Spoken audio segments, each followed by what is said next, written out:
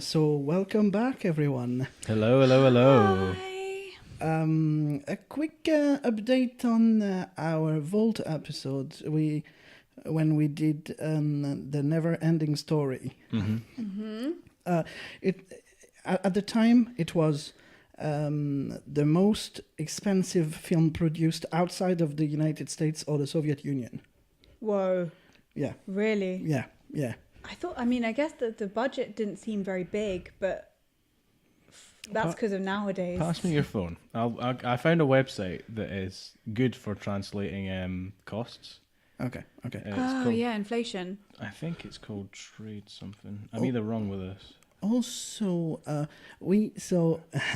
I didn't really go research in advance for this one because the nostalgia factor and everything, but we said so it was quite short, an hour and a half, right?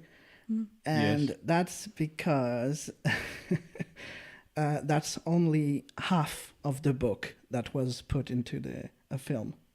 The second half was made into the second movie a few years later.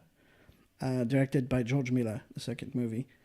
And because in the second, which I watched a few days ago, and in the second film, you've got this whole aspect that every time Bastian makes a wish, because he's been tricked or bewitched by an evil woman of some sort of witch, every time he makes a wish, he loses a memory. Mm-hmm. And when there is kind of a bowl with his head and some liquid, and when the liquid is empty and it's just like bowls with memories under it, he loses all these memories, and he, a bit like what you have in Peter Pan with the, is it Wendy? Oh, Is it yes. Kind of thing. Okay. So they have a film that has that too? It's just, or it's just That's the the Never-Ending Story 2. book? Yeah, right, okay. Yeah, we only had half of the book in the first film. Mm-hmm. So it was Right. it was 30 million, right? It cost to make, right? $30 million. Okay. Was it? I remember seeing that when we looked up the budget. It was 60 million Dutch mark or something originally, because Right, it was Because if it was 30 million, that equates to, from 84 to today, 2018, that equates to $72,643,888.33 cents. Wow, that's a lot. Which is still that's even that money is pretty. Actually, no. If you think about that, it cost 200 million to make Titanic. Wow, really? I believe it was something like that, because I remember there was a scandal about Jack and Jill, which was excellent. Well, it wasn't. It was discussed in the Half in the Bag episode by Red Letter Media, which is a very good style of podcast. I really enjoy listening to them, and video series too. They do a 2-part episode on Jack and Jill, where in both parts, it's either 1 or 2, it's either the end of 1 or the beginning of 2. They discuss how much the movie made in comparison to, say, like Titanic. So that's where I got 70 million from. But yeah, that's a hell of a lot of money. I'm going to double check that it actually cost 30 million if I'm just talking at my ass here, but I'll look it up. And there was a third movie which was an entirely new story, not adapted from any Michael Endes novels. It was entirely new and made by a guy who's called Peter MacDonald, who was a big second unit director in movies like Guardian of the Galaxy today and Harry Potter and stuff. Wow. And there were some ideas to reboot, like to resurrect the franchise in 2009 from the Kathleen Kennedy and Leonardo DiCaprio and Warner Bros. Oh. Warner Bros. Which didn't work. So they just we won't go into that. Mm-hmm. Also, something that I really didn't realize when we talked about Giovanni Giorgio. Yes. I heard about that guy a few times before, but not via that name, because he's called Giovanni Giorgio Moroder. Mm-hmm. That's the full name. And I knew this guy because he did the music of the Midnight Express. Ah, right. Very iconic.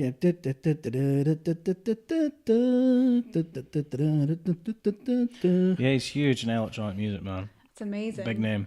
Yeah.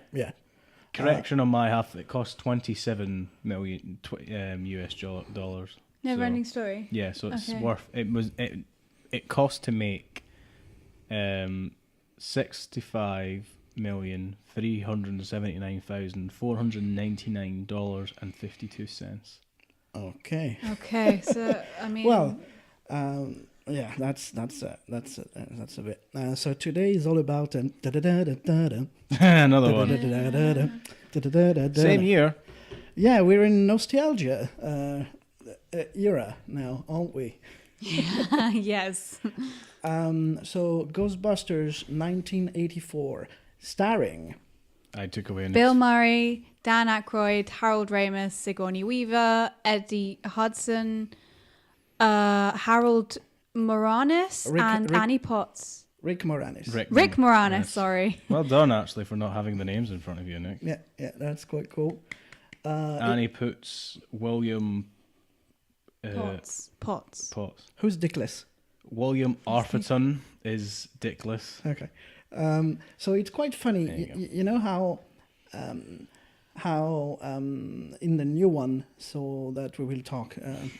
So we're doing soon enough. We're doing 2 episodes. This was an Instagram poll of which one we would do first, because Ghostbusters Answer the Call, or Ghostbusters 2016 as it's more commonly known, came out on Netflix again a couple of months ago. And I remember me and Yann saw that movie together at the cinema when it came out, and there's a story involved in that I'll tell on the next episode we record. But I remember watching it and going, I want to watch the original one, and Anouk had never seen it. So we all sat down together to watch it back in our little flat, and we figured, you know what, let's talk about both of these, because we have things to say about the follow-up, and we were like, what, should we do the first one in reference? And we watched it and went, yeah, let's talk about it. We should also note that both this episode and the follow-up, we're not covering Ghostbusters 2, but we might discuss it a bit more in the next episode. We might discuss it a little bit in this one, but it'll mainly feature in the next episode, but we're not doing an episode on number 2. I don't know, I just think the first one is easier to talk about, and the second one, it has more preference in the whole story of how you get from Ghostbusters 2 to the follow-up is more appropriate for the next episode that we discuss. And also, both episodes feature, we all watched the documentary on Netflix called Ghost Heads, which is about the large community that are madly and lovingly into the series of Ghostbusters. So both episodes have that documentary in mind too. Highly recommend worth seeing it if you ever want to see what a fandom is in a positive light, because it's a very nice spun way of seeing the positive sides that came out of Ghostbusters. It's on Netflix, right? Yeah, but we watched it on Netflix, and it's also very interesting to watch that film that it came out the same year as the reboot, 2016. 2016, you're right. So they hadn't, obviously, the people that were talking, the ghost heads basically, they were saying they weren't talking about how, and they're making a reboot, and we're really excited for it, and they hadn't actually seen it. So it would be interesting actually to talk to them again and see what they think. Yes. Okay. Because I kind of hated it. Yeah. Well, so that's next time though. Sure. I touched very briefly on the new one because it's funny. In the new one, it's mostly SNL alumni. Oh. Okay, I'll explain that for audio listeners, and if you're watching on the YouTube, the first half. This is a German sponsored football World Cup glass that I got for free at the Cave in Glasgow, which is an off license that specialises in world beers. And I don't know if they were giving it away for free because Germany had just been knocked out of the World Cup at that stage. No. But essentially, I got that for buying the brand of German beer. I got that for nothing. And it's shaped like a football boot. So when you drink it, if you have the glass held in a certain way, an air pocket forms at the bottom of the foot, right? So imagine like a beer glass with then a little extended, like an L basically, like a football boot. Yeah, and then I can demonstrate again. If I drink, it does that. Okay, so I'll attempt not to, but if you do hear that in the episode, that is me drinking from a football-shaped glass. Yeah, the universe doesn't want us to talk about the new Ghostbusters. No, I was just because it's mostly SNL alumni in that new one. The cool thing is that Dan Aykroyd conceived Ghostbusters as a vehicle for himself and one of his SNL colleagues. Okay. Yeah, it was called Ghost Mashers at the time, traveling through time and space. But he and Harold Ramis had to rewrite the whole thing when the name of the other friend was John Belushi. He died. So yeah. Also, Ivan Reitman deemed that Dan Aykroyd's initial vision was just financially impractical. It sounds a bit like what was that cartoon where the boy and the dog like traveled through time? They had a reboot recently as well. It was like what was it? I don't know. Peabody or something like that. I'm not sure. The rings a bell vaguely. Yeah, that sounds a bit like that because they used to travel through time to Pee-wee, I don't know. something like that. I don't know. So what's Peabody? What's Ghostbusters? Oh no! Before we go into that, there's a how's it called? Corner, bilingual corner. Oh yay! Return to Right. bilingual corner. Yes, it's called in French SOS Fantôme. Okay. Is it? It's like yeah. Wow. Yeah, SOS Phantom, and not because it changes the whole thing. That sounds like help. I'm a ghost. No, help ghosts. Oh right. SOS. Yeah. Okay. Or maybe like a helpline, like suicide prevention, like help to deal with Ghosts. something. Yeah, SOS Phantom is like well, what are you gonna call? SOS Phantom to help you with it, like can help. Yeah. Like the guy out of hello, SOS Phantoms, how can I help you? Good morning. Good morning. The shit on the phone, yes.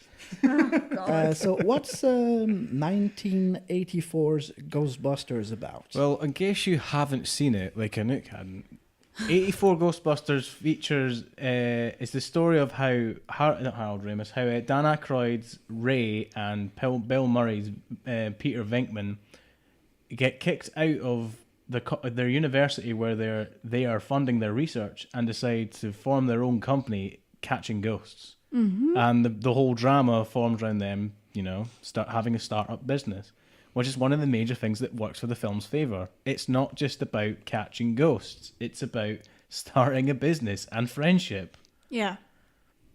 Yeah. That's the basic plot. Well, if you want more details, then an ancient rule, the destroyer Zool, is trying to destroy the Earth and make its way through via the two gatekeepers. Yeah, the keymaster and the gatekeeper, yes. and they have to have sex to open the door. Yeah, and those weird gargoyles and everything. Wait, was Zool the dog or was Zool the? Zool's the two dogs, right? Is the being. No, it's like Zool the is woman. The woman who is the gatekeeper, and then the destroyer is the destroyer had a name, right? The destroyer is Zool. Gozer. Gozer, that's it. So I knew I was missing one other name. Yeah.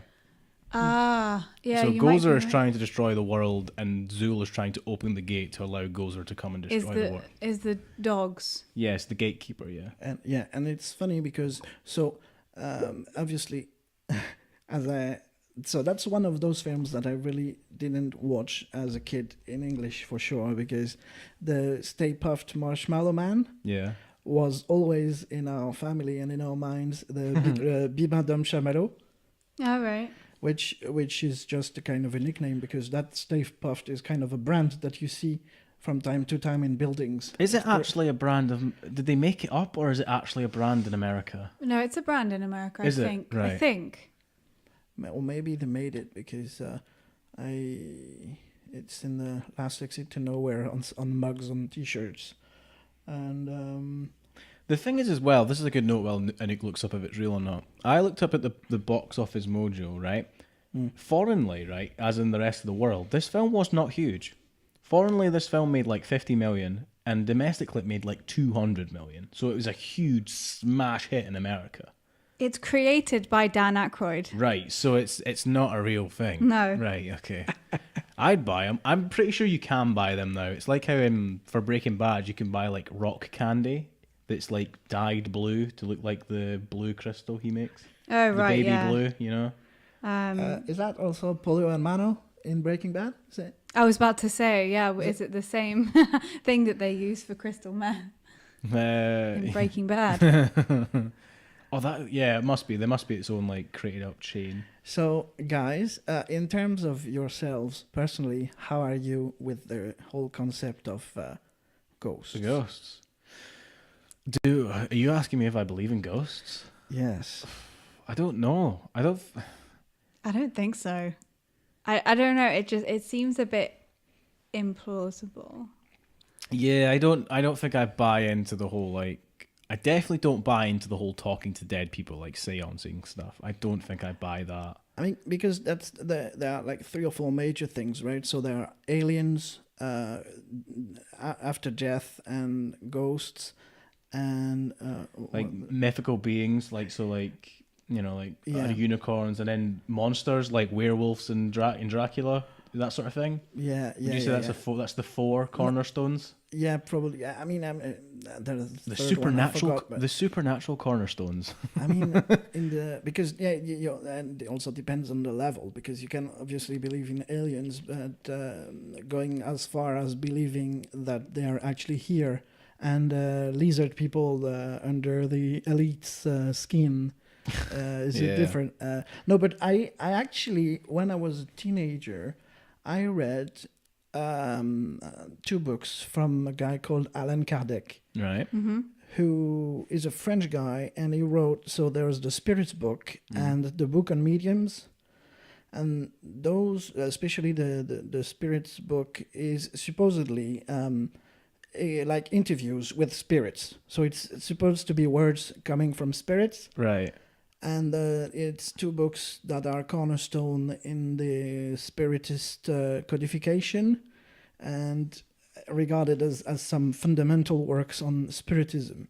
The thing is, you have to look back in history. Like, when did it all start with believing in ghosts? Like, that's the curious thing about all of these conspiracy theories or spiritual beliefs. Is like, where do you go all the way back? I mean, when I went to the Minds conference a few weekends ago, there was a guy called Paul Voudini. mm-hmm. He did a conference called, I actually got the notes, Victorian Seance and the Birth of Mentalism. Right. And Okay. it was about the mesmerists.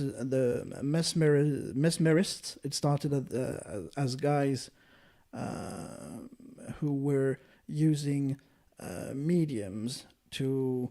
It was all pretending to replicate what supposedly happened with mediums. Mm. And I don't remember exactly, but what I do remember clearly is that quickly the mediums, who were mostly female, just got rid of all the mesmerists and got the job for themselves. So it was one of the rare female-led professions at the time. Wow. Yeah. Cool. Is that why you think, when you think seance, you think of like a woman under like Victorian veil sort of ideal, like long black dress? Because it comes from the Victorian era, is when it's the most popular. Yeah. Right. Yeah, Okay. also, That's pretty cool. The spirits could also. So Blackpool this year, in every February of every year, there's this massive magic convention, and this year there was a guy called Todd Robbins, who with Teller of Penn and Teller fame, did a play a few years ago called Play Dead. A play that they had filmed at some point and that they showed, that we had the occasion to see during Blackpool. Mm. And it was quite fascinating because, I think I talked to you about it. You actually came into the kind of the house of the guy, and there was a spectator that was killed on stage, like in an acid bath. Right. And there were sometimes the blackouts, and you would hear some weird sounds, And what is cool in the film is that you actually get some infrared vision of what actually is happening, which would be as it was done at the time. People or actually a stooge at the seance table, which would be like usually which was quite smart already at the time. The skeptic of the group, who will vehemently deny all of that crap from the start. That's clever. Yeah, And that's good. while during it was black, he was just do some random stuff, and then at the end would be the biggest believer, like the marketing kind of say, oh yeah, it was incredible, and That's great. That's totally like a psychological experiment that even psychologists would do in a white doctor jacket, and like, oh, if we decide to have one person that is this and that, then everyone else will follow suit. It's always fascinating as well when you think, because I'm now thinking of like The Prestige. You know how the marvel that is that, and in some sense The Illusionist, even though not as good a film, where you see like the real magic encapsulation of an audience like loving a magic show, and then you think with a play as well, which just makes you. I wonder at what point did these two like cross each other? You know, like magic shows and theatre, because it's so common sometimes in theatre you'll see like magic tricks. For example, we all saw The Play That Goes Wrong that features multiple magical effects. So I'm just it's amazing as well. It's like two forms combined and work very much in two together. So a play featuring a lot of magic influence would be a really interesting thing to see as well. That's really in my view that's the only because a succession of tricks is just boring. The Paul Voudini guy who was at Mainz, so everyone was there to lecture, and there was a kind of an open mic on the first night. Yeah. And he was just so Francis did a trick that was quite cool to see him again. And this guy Paul Voudini just told a story. Oh wow, cool. There was not even a trick. It was kind of he could have added, but it was just, and it was fascinating as it would be in a story that was so enticing and everything. But no, when I went at Mainz and that lecture, I have the book here. Yeah, he talked about something that I had seen in Play Dead, which is sometimes the medium is possessed by the spirit, and it usually sometimes is seen as kind of an ectoplasm, like a white. So the woman always would be naked, entirely white, and visible from the rest of the. And you would have absolute. It would be forbidden to touch her, because that's usually when you realize it's just like, oh, okay, that's a con, right? It's a real person. Yeah. Or there are some. Yeah, it's some fascinating stuff happening. But wow. It's so that the object of the lecture was to try to find an origin to what you have today, all the mental reading and mentalism, trying to see if the origin came from those mediums that were trying to fraudulently replicate that kind of stuff. Well, it comes from the Ghostbusters, because it comes in the Ghosthead documentary that Dan Aykroyd got the idea for Ghostbusters, or even Ghost Mashers, from his a family member being like being into spectrals. Yeah. Being like I don't know what the name was of what his grandfather was actually, but it was he researched spectres, essentially. Is what it boiled down to. He was really interested in ghosts. I probably just saved myself the time just to say he's into ghosts and like a believer and like finding out more about them. Yeah. I mean, there are many people you don't suspect, like Arthur Conan Doyle was massively into. There's a great thing about how was it Charles Darwin and who was it? They hated each other. I think it was Conan Doyle hated. Darwin. Charles Darwin. I think you're right. Yeah, there's a big thing about those two hating each other because obviously Conan Doyle believed in ghosts and Charles Darwin was like, no, what are you talking about? Well, I know that Houdini was constantly trying to debunk everyone, and when he went a bit away from his escapes, it was like kind of a debunker of ghost things, and he really, he was not friends with Arthur Conan Doyle. Maybe I'm thinking of Houdini. Houdini and Conan Doyle. Yeah, that might be one for sure. 'Cause we know that. Yeah, That sounds. I know somebody didn't like Conan Doyle, or Conan Doyle didn't like somebody for some reason. Yeah, It says that Houdini and Conan Doyle. Friendship split by spiritualism. Right, that's the two I'm thinking of. Yeah. So, I think there's a film. Oh. There are many TV films. Yeah. There was one with Guy Pearce and Catherine Zeta-Jones. He's trying to. He wants to prove that there is no such thing as medium, and the idea is try to guess what were the last words of Harry Houdini's mother, and that was the challenge, and it was a bit ambiguous in the Catherine Zeta-Jones film. Mm-hmm. Right. Okay. But yeah, these days it's the amazing Randy, James Randi, who had for the longest time 1 million challenge. If anyone could prove that anything so natural existed that couldn't be replicated by him, and nobody ever got the 1 million. Oh yeah, Dr. Richard Stark as well. I've been listening to this podcast called The Black Tapes by Pacific Northwest Stories, and it basically talks about the debunker Dr. Richard Stark, who basically goes around and debunks all of the ghost stories, and he has exactly the same thing. He started up his own Stark business and basically put out an advert saying anyone who is able to show me a video that I'm not able to debunk, then I'll give them £1 million. Signed and obviously by, no one has. Signed by Winter is Coming Incorporated. Exactly. Or the Avengers program, the Avengers Initiative. Exactly. Here's the big thing, though. Does any of this major interest in ghosts survive without the massive impact that Ghostbusters is? Yes and no, I believe. I believe Ghostbusters made ghosts cool again. I mean, I couldn't say. I don't, just like probably Jaws made people terrified of great whites for years. What I mean by that is I think Ghostbusters definitely introduced a whole new generation to the idea of ghosts and the supernatural in a form that makes ghosts believable. That the ghosts in the film are grounded in some form of realism.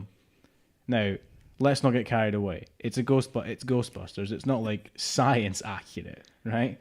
But the world that they present the ghosts in, i.e. there's a real business that is making money off a ghost appearance, I like to believe that these ghosts are grounded in that realism, that there's a company that could be paid to get rid of ghosts. Yeah. It's not like they're trying to prove the existence of ghosts. It's like the ghosts are here, we're going to catch them.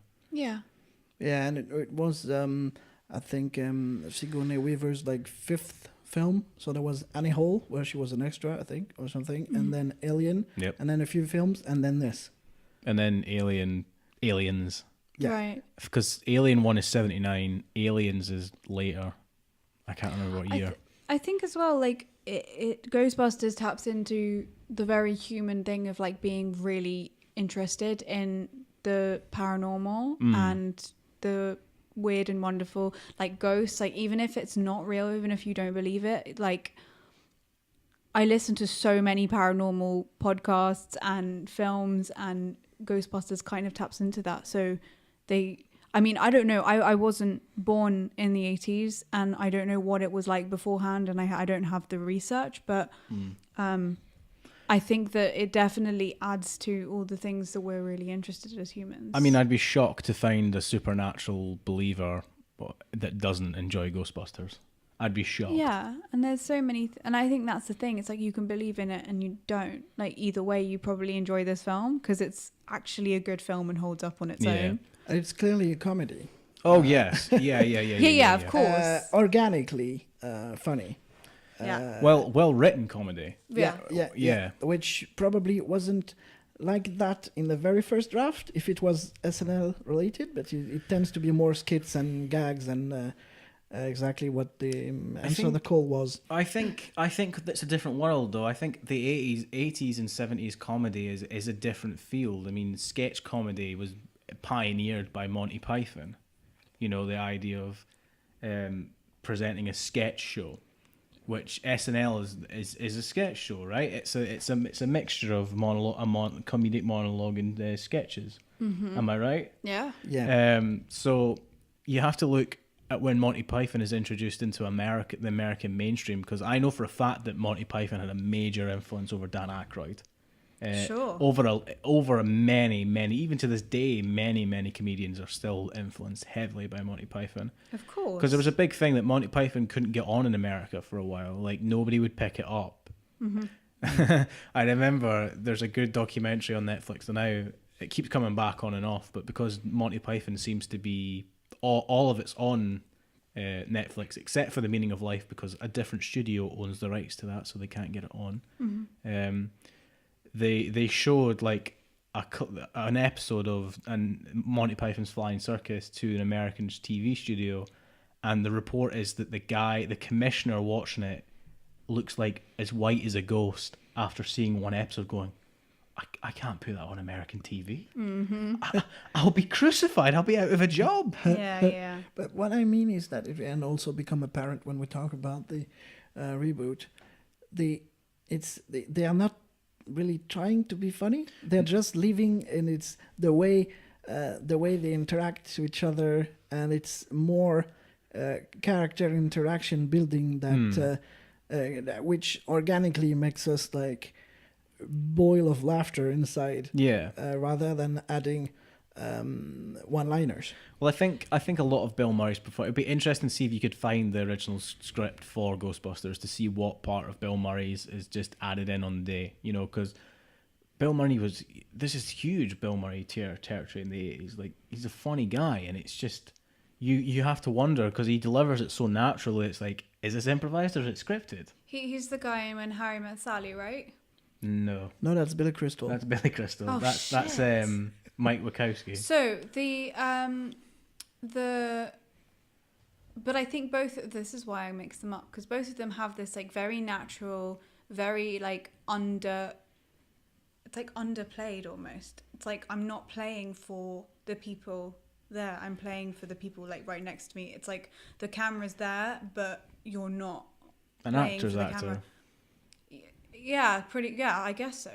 But he's also just like being with his mates, and so that's why it's quite different, because usually the acting fits like the kind of weird and wonderful ghost story. Well, this is what I was saying earlier about realism.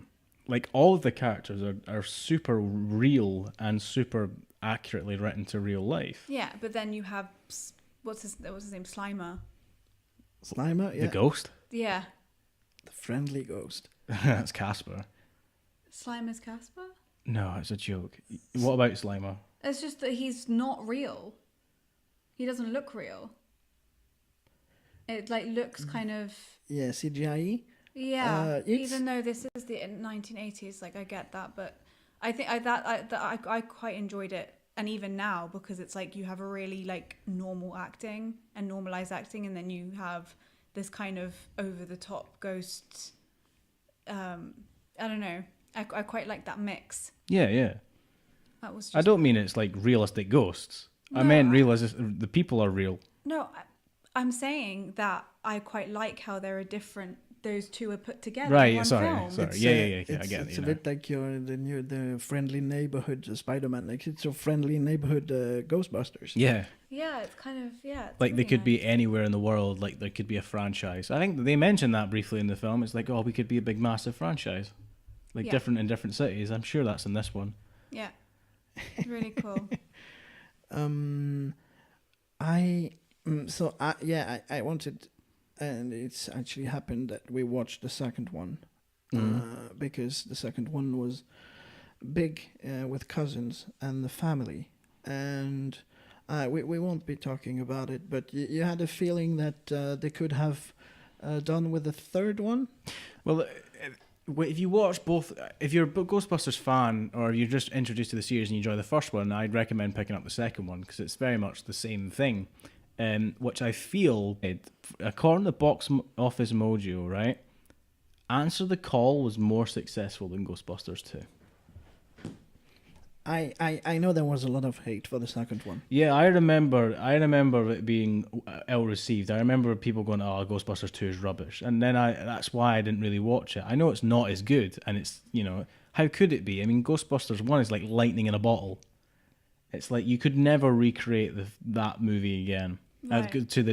As we'll discuss in the next episode. Yeah. But I did not hate 2. I thought 2 was reasonable. I thought it was fine. Yeah, I enjoyed 2 as but obviously the first one's so much better. But yeah, I that does make me sad that people didn't like it. But it's probably because when a film comes out, usually people like will. It's also to do the time as well, because Ghostbusters 2 came out 5 years later. Yeah, true.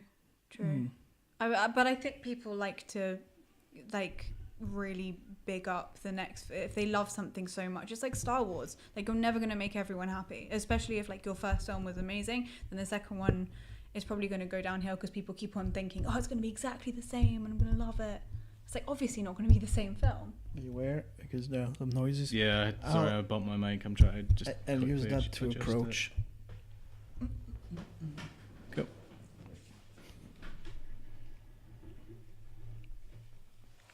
Hello. Technical issues solved. So So Anouk, because this is the first time you ever saw Ghostbusters 1, right? Yeah. What did you think? Or did you have any... Did you know Ghostbusters before this? No, not at all. Seriously? Yeah. I kind of... It kind of just missed me somehow. It also just doesn't seem to be my kind of film. But then again, I did really enjoy it. I thought the acting was amazing. And it was just fun. You were laughing the whole way through. Yeah, I was. I really was. Even in the second one, I was laughing the whole way through, and out loud. Like, and even the funniest films ever don't make me do that. Like, it's rare. And some of the jokes are kind of kitsch and a little bit like you want to groan rather than laugh. But I think also you do have to remember that this was 1983. 84. So it might not have been like that then. And so it's even more kind of hats off to the writers who also acted in it. Yeah, it's very much. I enjoy the whole thing. I mean, I remember actually, I didn't remember the setup. For some reason when I was younger, I thought that it took forever for them to become the Ghostbusters. I thought it spent too long. But when watching it again, it really doesn't. It takes about 10 minutes. That's the same with me with Neverending Story. Like I thought that the film was really long and took ages to get to the Sphinxes, but it's just like a childhood. Yeah, really, the comprehension of time and running time is non-existent as a child for sure. It's very different. Shall we talk about the opening? Because we're going to reference the. You might notice if you listen to this episode back to back with the one we record next, you will see a lot of similarities because we're going to set up things that we're going to compare to each other. So let's talk about the opening of this film. Mm-hmm. The library. The library. Oh yeah. Anouk? Oh, me. Right. Yeah. It's great. Well, I mean, Well, because we'll go into it deeper next time. When we watched the Answer the Call, you said, yeah, that opening was fine. So what do you feel compared to now seeing what the original opening is? I think... What's your thoughts? What was nice about it was that it didn't try so hard. No, yeah. Which I know we're not talking about 2016, but that's exactly what they tried to do. Like they tried so hard, way too hard, to be the first one somehow. And so that was really nice again, and it totally fit in with the whole normalizing of like realizing. Oh God, what am I trying to say? kind of the real acting. You know, it seemed very real and like they weren't trying to show you anything. It sets up the world very nicely. It sets up the film that we're going to see very, very quickly and very simply. I mean, everything you see in that opening is plays out to a T. Really, the rest of the movie, the whole, if there's a problem, we're going to send these guys in. I also like the fact that it's short and it's pretty eerie. Yeah, I was scared at moments. That's very true. I remember being terrified of the dogs as a kid, like the scene where Rick Moranis is chased out of his own party. Just absolutely scared the shit out of me as a kid. Yeah, when she's on the chair and the hands come out and hold her down, that is terrifying because it's like and also I have a real fear of like being buried alive, so that was like terrifying to be like strapped down and not be able to move. Like that's just my worst nightmare. So I think it's really interesting to do something that's super new, but also like tap into what makes humans scared, and also make it comedic as well. Like it has all of the genres in one. I mean, thinking about it as a full scale, if you think from the opening of the film in the library to the Ghostbusters coming, well, not the Ghostbusters at that point, but Egon, Ray, and Vinkman coming down to look at the library at the beginning of the film, comparing it exactly to what happens in this follow-up. Timing, man. I'm pretty sure it's like the first 15 to 20 minutes of the reboot is up to getting the same length of like 10, 15 did in the first one. And it feels so much shorter and so much more enjoyable in this one because this film focuses, it knows what it wants. Like it's coherent. It has a through line. It has a story. That's true. It doesn't like flinch away from how weird some of the scenes might be or the ideas. Like it kind of just throws itself into it. And actually, the only way to make someone believe in something is by being really sincere about it, right? Like even in real life. So even if you obviously it's not real, it's nice that someone's committed to it so openly and with so much love. Like even that scene where they're up on top of the apartment building on the roof, and it's just the weirdest like scene I have ever probably seen, with all the colors and the dogs and this like man, woman, demon thing, really androgynous. Are you a god? Yeah. And the kind of as soon as he says no, I think every single person like at home is like, oh, for God's sake, why did he not say yes? They even say that in the film. It's like, next time somebody asks you you're a god, say yes. Yeah, exactly. Which is like, yes, that's what we were thinking. I mean, even Bill Murray's character, when she's like, are you the gatekeeper? He's like, no. And she shuts the door and then he just knocks on the door again. He goes, are you the gatekeeper? Well, yes, I am. Yes. You're waiting for me. Yeah. See, that's like a sign of a good film where you're like thinking back on it and you have like, oh, remember this bit and oh, do you remember that bit? Like you like relive it. Well, I mean, you think about the Rick Moranis character, like the who is great. You love every time he appears when he like comes out of the apartment to like, oh hey Dana, how you doing? You want to come over for there's some mineral water? Yeah, I got them in the fridge. Yeah, I've just been working out. I've just been working. I'm just going for a shower. It's okay. Oh, that's one of the best jokes in the film when like she comes out of the lift. She's walking to her apartment. She's clearly trying to avoid this character. So the setup is brilliant. So we already know that he comes out every day and probably talks to her, right? Yeah. He waits until the elevator dings. He comes straight out of the room. He's right there. He's like, oh, hey, how you doing? Yeah, just working out. Comes out with a towel over his shoulder, invites her around. Oh, I'm having a party this weekend. She's like, oh, well, maybe we'll think about it, right? And then she goes into her apartment, to which she shuts the door, starts doing whatever she's doing, and then it cuts back to him outside going, okay, I'm going to take a shower. Like, she's still listening. And he's also locked himself out of his own apartment. That's Like, an ongoing joke. It's That's brilliant. great. I Yeah. like the character establishing that the first time you see Peter Venkman trying with the ESP cards and the gorgeous blonde girl and Rick Moranis. Oh man, it's so good. It's great. Yeah, with the ESP cards, like I can see wavy lines. No, sorry, man. Yeah. Didn't get it. Yeah, you've got a knack for this. Yeah, let's just stay a bit and discuss things. I mean, that just sets up his character to a T. I remember freaking out. I was like, usually these games would make me really annoyed as a feminist, but that was hilarious. And also, like, she was loving it, so it was hilarious. It was so well done. Dear. Venkman, I'm loving it. It's a new jingle. Louis Tully is Moranis' character. Yeah. That's his name. And the receptionist as well, Annie Potts. Yeah. Great. Like Louis? Yeah. Ghostbusters, what do you want? Louis, doesn't he have Louis Tully, yeah.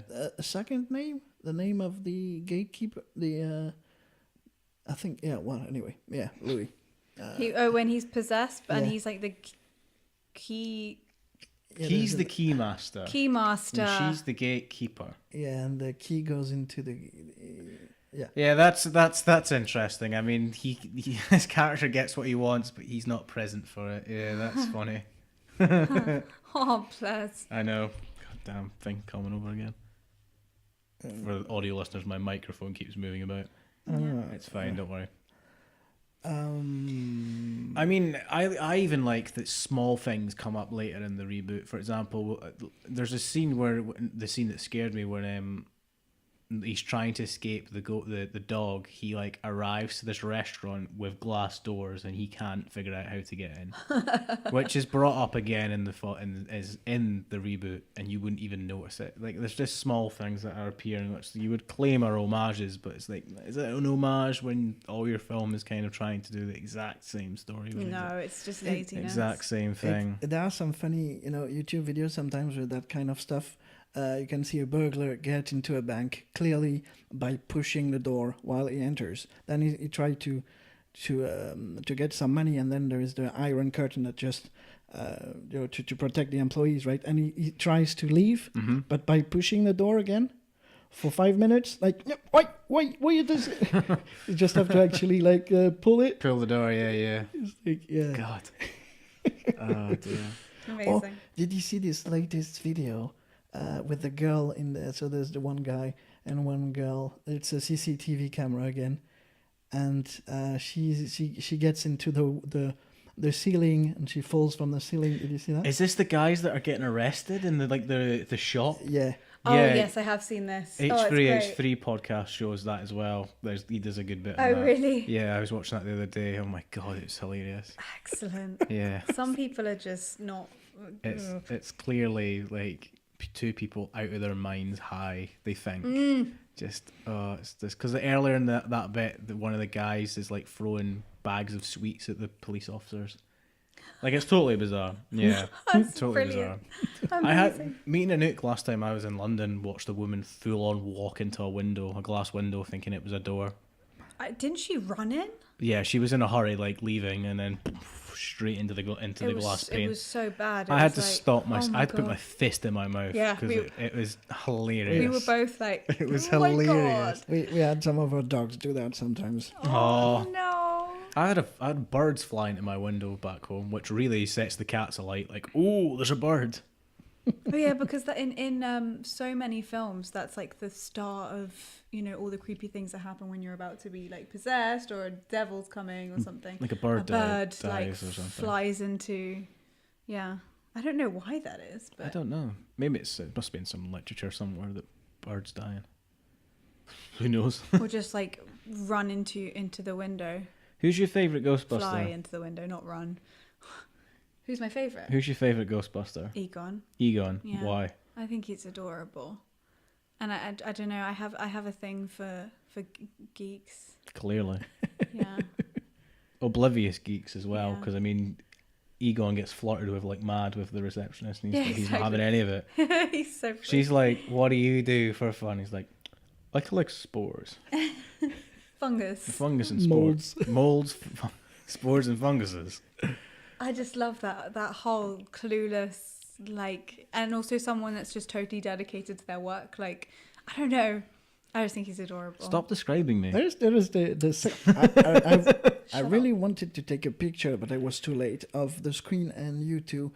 That's in the second one when there is the moment with the receptionist and Louis. Oh my god. Yeah, it was basically how I was trying to seduce Adam before all right. we were dating. Shall we tell the stories? It's a fun I was telling the story. Are you going to go on and tell the whole thing? No. Well, because we've already told them the whole story. Well, that part, but just the one that relates to the film. Yes, I was. All right, sorry for interrupting. Keep going. Yeah, so that's pretty much how I was seducing Adam in the beginning, and like, oh, come sit next to me, and oh, well, we'll try something, you know. Well, don't worry, we'll sort it out. Like, why don't we do that together? Why don't I come over and all this stuff? And he was just completely oblivious. Like, just had no idea that I was into him. And then it was just like, I think there was a point where I nearly gave up on Adam. I'm not surprised. But yeah, I would have given up on me. It's like, Christ, I'm getting nothing back from this guy. The only reason why anything happened was because of alcohol. Oh yeah, God. So, yeah. We saw a play and then we went for drinks afterwards. And yeah. We must have told the. We've definitely told that one. It wasn't a case of American Pie. Like, oh my God, I was used. It definitely wasn't that. The story Anouk's telling now is especially more funny because me and her were rehearsing a scene where we had to like be a couple splitting up, and in the moment she's like, come and sit next to me. We were rehearsing, and she's like, oh, come over, we'll discuss the scene. I'm sat on a chair on the other side of the room going, oh no, it's fine, I'm good over here. Like, completely unaware, completely oblivious to any I literally flirtatious thought, like, advance coming on to me. Maybe he doesn't like me because no one could be this oblivious. No one could be this stupid, and no one could be this oblivious. I wasn't used to women liking me. That's the thing. That's honestly the truth. Okay. Yeah. I have a lot of attractive friends, so I was not used to being the one flirted with. Oh, stop it! You are as attractive as your friends. Right. Okay. Anyway. Sorry. Can I just say that song is genius? It is so good. I miss the era where they wrote songs for movies. Yeah, it's nice. Oh yeah, because we had that with the Never-Ending Story as well. Yeah. Yeah. Limahl. Never-Ending Story.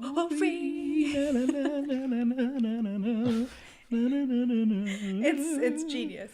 And so is Ghostbusters. The music video for Ghostbusters is great as well. There's something wrong. You can call. It's great. It's so it good. got bastardized in both the second movie and the reboot as well by Sell Out Boy. Oh God. We'll get to that next time. Yeah. I don't know. I think it's strange with classics because obviously you would think because they're classics you would have so much to say, but also because they're classics it's like I don't really need to reiterate it. It's like it's just such a feel good film. Yeah, that's a good way to describe it actually. It's a feel good movie. No, but it's how often do you hear the term feel good movie, and it's always some like soppy bollocks about with Adam Sandler and Jennifer Aniston. They try and claim that they're feel good movies by throwing a moral at the end. Again, the great Half in the Bag podcasts. I don't know if they're even podcasts. They're definitely a YouTube series, Half in the Bag. Beautifully describe Adam Sandler movies with like they just throw on at the end some moral so it looks like the film had a point, and they don't. Very lazy films. But in this one, it's like there isn't necessarily a point apart from if you work hard together, something will happen, or like friendship get you through it. These are all there, but they're not blatantly explained. They're all given to you by interaction between each other. Chef would be a feel-good movie for me. I don't know that film. It's directed and starred in by Jon Favreau. I know this one. Yeah. he's having issues with his son. He's never there because he works as the top chef in a big restaurant owned by Okay. Gordon Ramsay. no, Dustin Hoffman his character. And he's just not doing what he wants. He's never home. And at one point, he just he has enough. So he goes on an adventure on a food truck, kind of Mexican food truck. And Nice. Okay. And Cool. his son goes with him. And there's John Leguizamo, who's the friend, who's also in the. So it's in my view, a feel-good movie. Excellent. It's very nice. I feel that Ghostbusters had such a huge impact on people. I mean, it's actually more difficult to describe because obviously we're not American. Each one of us comes from Europe, especially, like Yann, even though he was alive during the time, in a completely different continent. And me and Anouk, having been born at the end of the 90s. I was 5. 5 when this came out? Yeah, because you were 79, yeah. Yeah, we obviously we saw that. Well, Anouk didn't, but I remember seeing this movie at a young age because it was just one of these films. You can watch it, it's fine. I remember it was Ghostbusters and Godzilla '98. I got to see a lot, which was really weird on like a VHS. Yeah, VHS is. But it was huge. It was the fact that there are societies that go and do charitable and do parades and hang out together all over the world. And children's hospitals. yeah, all this stuff because of Ghostbusters is insane. Yeah. Name a movie that's done that in the last 20 years. Yeah. There hasn't really been one. That's No. specific. No. No. I know there's loads of like magicians that do loads of stuff in hospitals. I mean, but That's I mean, cool. I guess you could say superheroes, like like the Marvel movies are a bit like that, but not in the same sense. I mean, that's the actors going to see people, and that happens with every series. I mean, I just finished Bryan Cranston's autobiography, A Life in Parts, and he talks about how he went to see a Make-A-Wish kid because Breaking Bad was his favorite show. Yeah, and I know that Johnny Depp does it a lot as well as Captain Jack. Yeah, he goes to Jack Sparrow. Yeah, but Ghostbusters is the fact that it's regular people dress up in the suits, and it doesn't have to be like Bill Murray or Dan Aykroyd that go. It's just anybody in like the flight suit with the proton pack. Yeah, anyone can be a Ghostbuster. As they say in Ghost Heads, most people, they have their names on the tags. Yeah, Yeah. not the characters. Yeah. Yeah, which is very relatable, and it's so true. And also because it's a business, you could also say like, oh yeah, I work for the Ghostbusters, which is like you could even like put yourself in the, and it's obviously when it comes to this is also in Ghost Heads, they talk about how when you dress up as someone and you feel more like yourself when you're dressed up as whoever you want to be. That's obviously to do with the fact that you want to belong somewhere, you want a family, you're having issues in your real life, and so the only way that you feel happy, the only way that you feel like connected to anything, a higher purpose if you will, is by going to these conventions and being a Ghostbuster. The fact that in the documentary they show there's a woman that's now teetotal, like been free from alcohol for so many years because of Ghostbusters is crazy. Yeah, it's really nice. It's great, like really something nice. that, and it's a compliment to both a writer and director and actor to know that something you did has had such a positive effect on people. I mean, look at majority of movies. We've got a whole shelf of movies over there that you watch them and then you might never see them again. They're just a bit of thing that sometimes movies are made for money, sometimes movies are made because it's a passion project, and sometimes movies are made for one reason and they turn into something else. And I think that's what happened with Ghostbusters. I think Ghostbusters was something that Dan Aykroyd always wanted to make, but I don't think they had any idea it would be as big as it was. Yeah. That story of the alcoholic in Ghost Head is interesting because it makes you realize and that you can reframe when bad stuff happens. Mm. Like when my life was in shambles 3 years ago, my brother, everyone was telling me, just do something, work, just stop like rummaging, like thinking about that crap. Yeah, wallowing. Yeah. I watched something that really helped, the movie, Robert Zemeckis' film called The Walk. Mm-hmm. Yeah. And there is some imagery in there. You've got Philippe Petit, who is on his wire alone, Yeah. watching just focused on the wire, and you can see the clouds. And at some point, it is just him, the clouds, and the wire. And at some point, it dissolves into the whole of New York. But I kept this image of this guy so focused on one thing for years after that. So it's the kind of thing that when there's the bad thought that comes back, you focus on that new thing. Yeah. Like you have this new thing to focus on, which is quite cool. That's how it turned out for me to now have. I can reframe everything pretty much how I want, and it worked as well in that lady, that ginger or redheaded lady in the ghost heads. Mm-hmm. Yeah. It's quite whatever your diversion is, as long as it works, it's great. Yeah, super important. Yeah. For sure.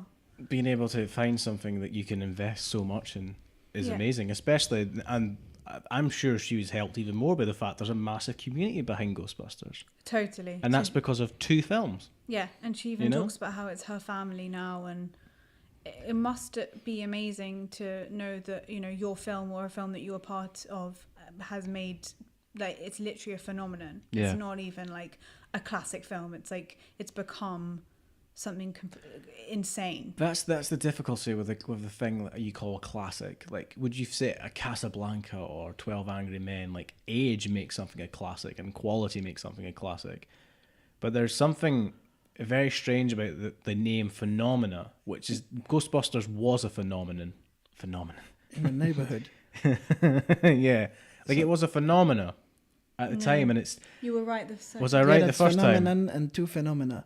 Yeah. Oh God, I've got to trust myself with these words, man. It's one phenomenon. Yeah.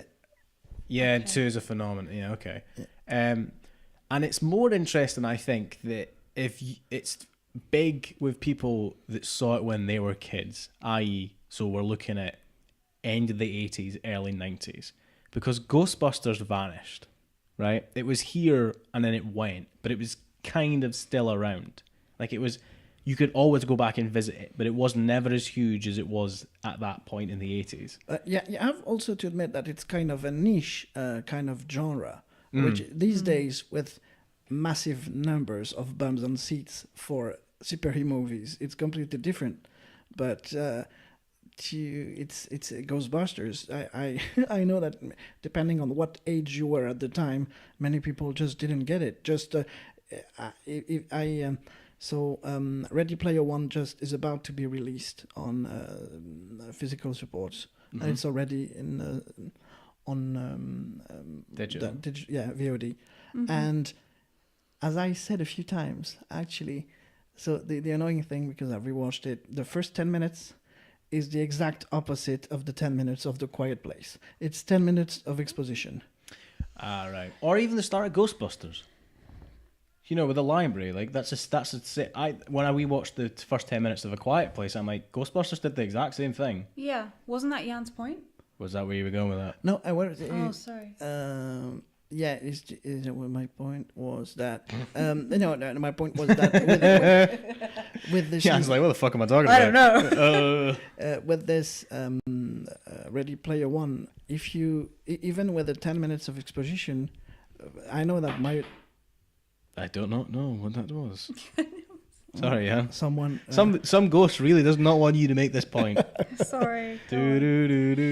Now that I've rewatched it, and obviously, if you don't get the 10 minutes, which is a bit lazy, which is a shame because it's made by Spielberg. But anyway, I know that my father will just not get into this movie. Won't understand anything of what happens, especially if you want to go. Let's just try to watch without the first 10 minutes, just for a laugh.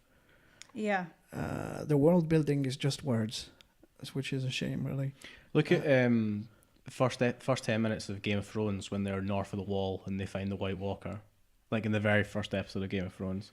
That's a great setup as well. That's the same in the novel. Like, that's the first chapter of Game of Thrones, the novel. Yeah. Is them in the north, like in this land. I think as well, it is one of those. But actually, that might make the people that are really into Ghostbusters even more into it, because it's not everyone's film. Like, it's not like, for example, when it comes to I don't know, let's think. Okay, well, Casablanca, I guess.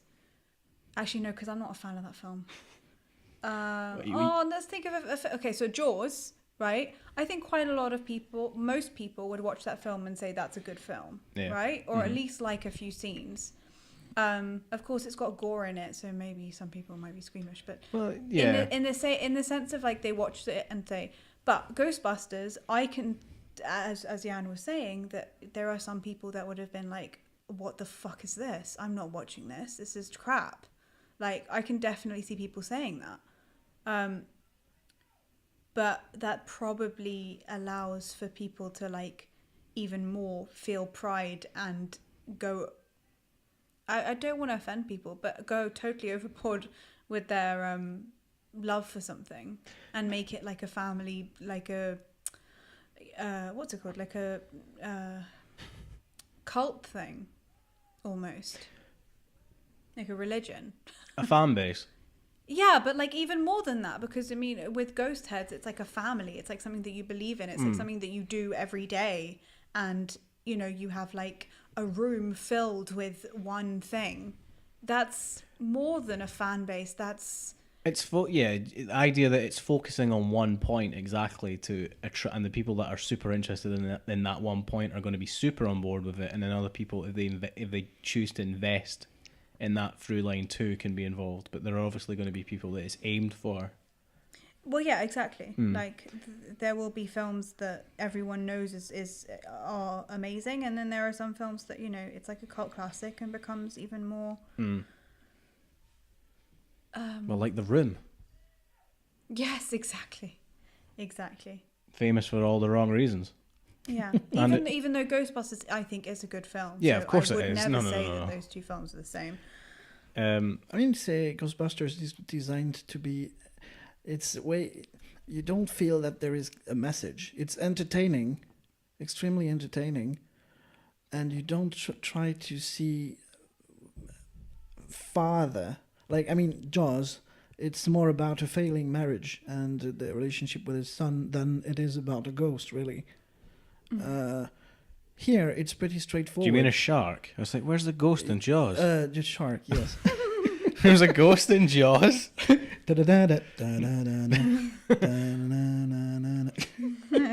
Jaws 5, twin with Ghostbusters reboot 2020. Which, by the way, I watched some featurettes for Sicario, and the inspiration for that score was Jaws. Of course it which was. you really see. Yeah, we will need to talk about those two movies very soon, for sure. Yeah, cool. Definitely. Yeah.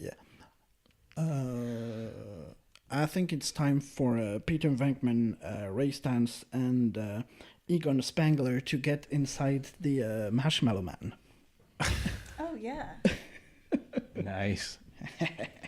Yeah, our viewers won't get any. Our listeners won't get any. Our listeners won't get any of that. But I've got a nice T-shirt, and now I'm putting on the Marshmallow Man. If you'd like to see some of Yann's fancy and geek memorabilia, then the first half of this is available on YouTube, so you'll be able to see some of it. Lucky you. But probably not this bit, because this is the last. No, this will be at the end, so nobody will get to see this. Maybe Yann will take a photo for the Instagram to show off some of his fancy stuff. That might be quite cool, because we've got a lot of stuff we can show off. So Yann, we should probably get on that for an Instagram series. Just like show off some of the, some of the stuff that we have. Because you know that's what Instagram's for, just flexing on people. Yeah, but it's supposed to be a discreet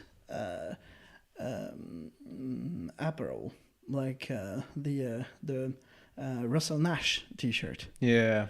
Antiquaries and but yeah, who knows? Yeah. I really like how that was created by Dan Aykroyd as well, because it's like it makes it even more I don't know, like part of the franchise, part of that world. Yeah, rather than it just being a brand. Yeah, and it's obviously on the man. It's on the walls. Like you can see like a very washed away poster at some point on the building. Right. Yeah. It's like, oh, that's nice. I mean, that's what people remember about Ghostbusters, the Stay Puft Marshmallow Man. Yeah. And I used to get him confused with the Michelin Man. And Yes. and when he does the shopping, there is a sum. Yeah. That's when Dana, we never even talked about Dana that much, but when she goes to the Ghostbusters, one of the reasons is because her eggs are boiling on the countertop. She buys a packet of Stay Puft marshmallows.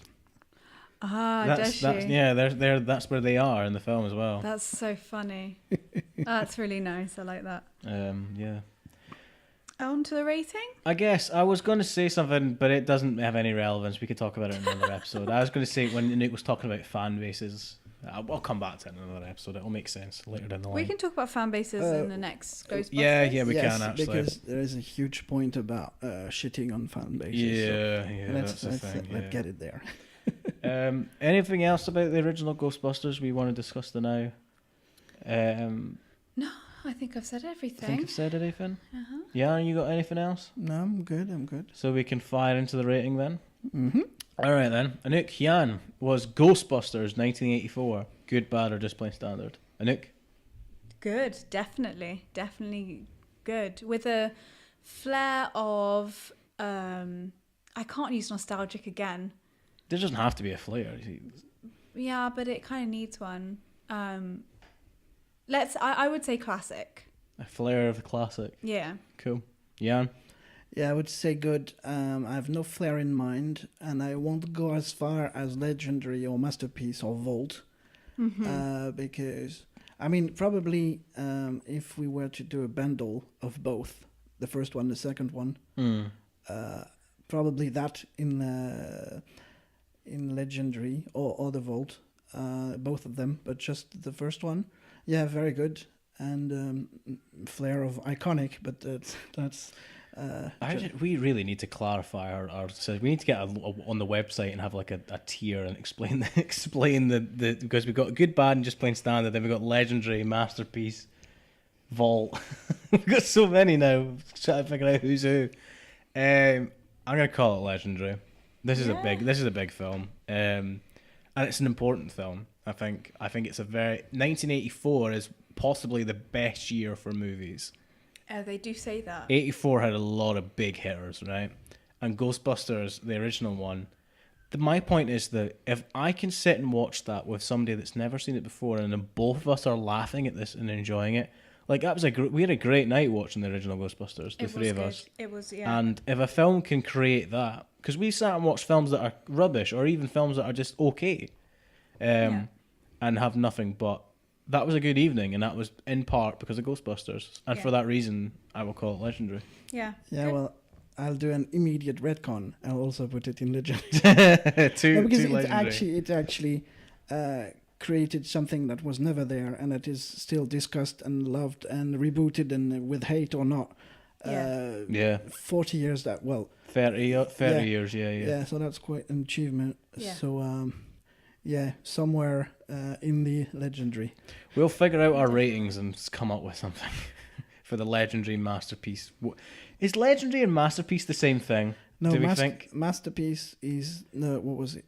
I don't remember. I don't remember I either. know that the vault is those that are so Vault important are to you. treasured memories. They are treasured for your own reason as well as being great. I think legendary is something that is like a classic, but it's like something that like a legend. Like you think about it, and it's like done something bigger than just the film. I think if I was asked, but masterpiece is like kind of it's so beautiful, and it's I think also a little bit more personal than legendary. Yeah, maybe masterpiece became the vault. Who knows?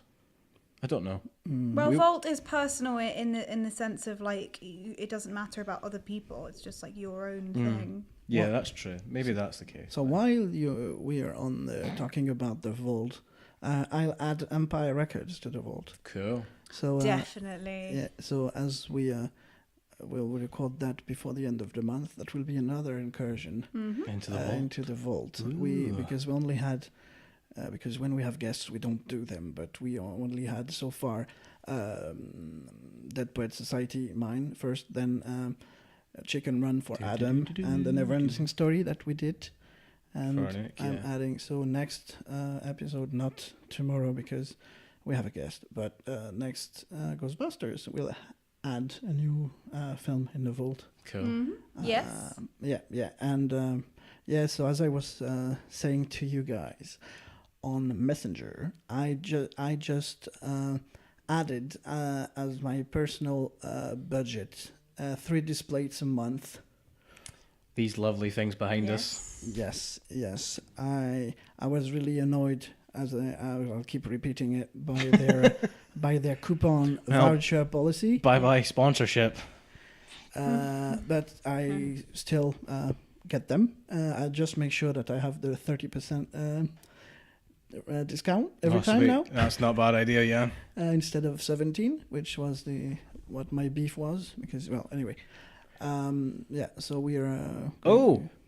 Yeah, that was the issue, was when I ordered, I discovered the website, right? And they have on their website, when you get in there, up until in the next 2 days, that discount of 15 will just be discontinued. Just order now.